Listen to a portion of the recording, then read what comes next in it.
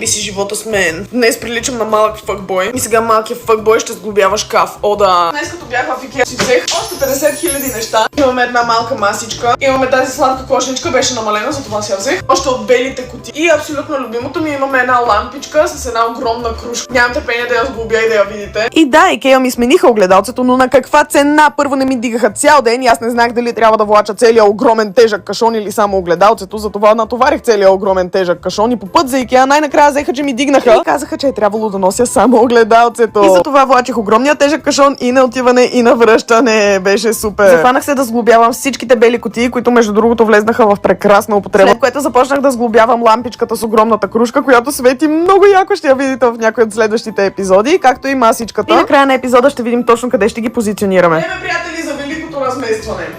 Трябва да измислим всичките тези мебели, които съм си купила, как да ги наредя така, че да бъде най-ефикасно и най-много фъншуй, you know. Смятам да преместя шкафа, който току-що построих, ето там хладилника, защото този метален хладилник ми харесва и предпочитам да се вижда възможно най-малко от него. Което се опитам да го скрия максимално с тази етажерка. Тази масичка с новата лампа ще отиде там оптимално, трябва да видим дали ще се свери стола, за да мога да сядам на масата.